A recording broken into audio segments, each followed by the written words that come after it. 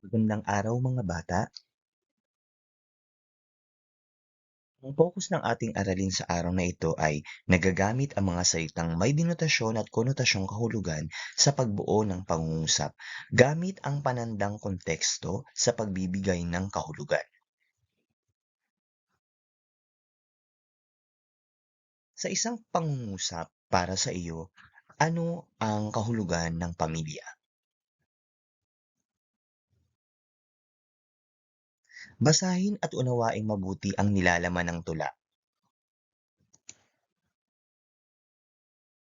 Ang aking pamilya ni Maria Fe G. Hicana. Ako'y biniyayaan ng pamilya.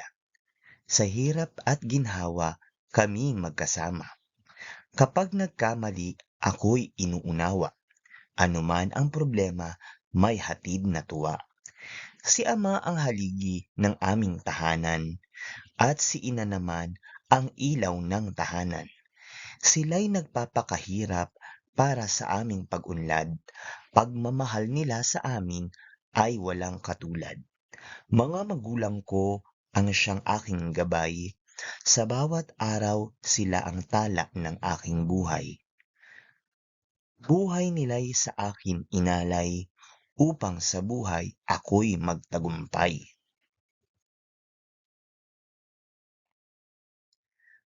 Basahin natin ang ilang salita at parirala mula sa tulang Ang Aking Pamilya.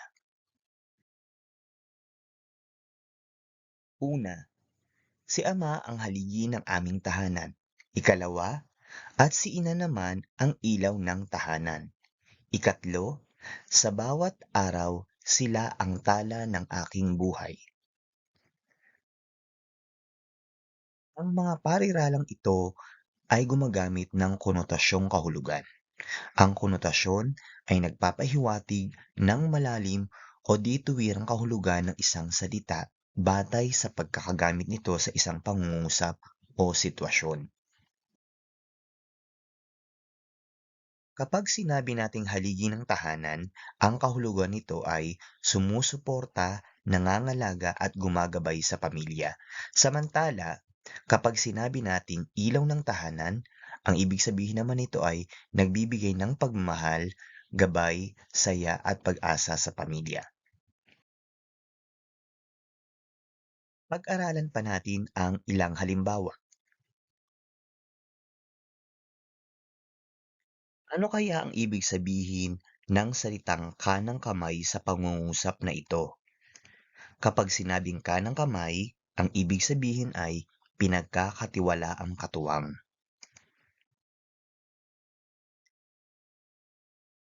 Ano kaya ang ibig sabihin ng kumukulo ang dugo niya nang insultuhin ang kanyang pamilya? Kapag sinabing kumukulo ang dugo, matindi ang galit.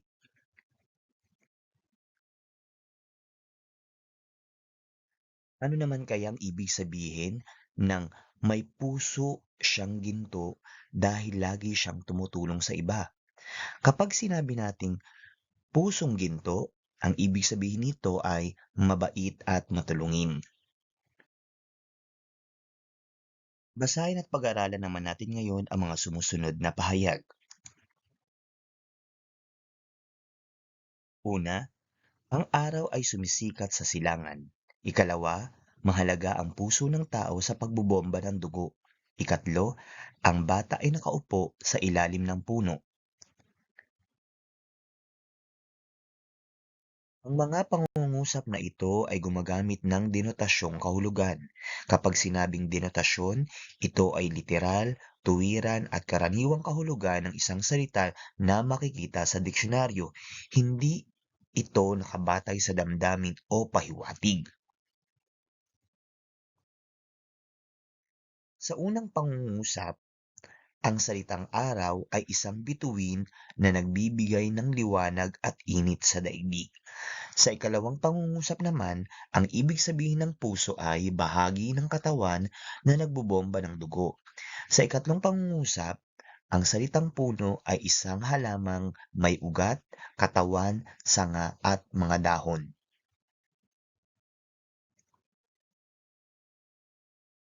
Para mabilis mong malaman ang kahulugan ng salita o pariralang ginagamit sa pangungusap, maaari mong gawin ang mga sumusunod. Sa pagtukoy ng konotasyong kahulugan, gawin ang mga ito. Una, hanapin ang salitang susuriin. Ikalawa, basahin ang buong pangungusap. Ikatlo, hanapin ang mga palatandaan o salitang nagbibigay pahiwatig. At ikaapat, tukuyin ang kahulugang ipinahihiwatig ng salita.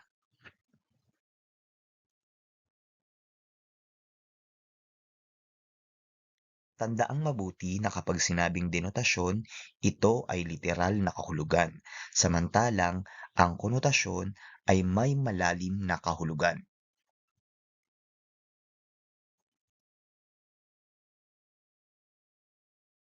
Balikan natin ang iyong sagot sa tanong na ito. Para sa iyo, ano ang kahulugan ng pamilya? Suriing mabuti ang iyong sagot. Ang sagot mo ba ay isang denotasyon o konotasyon?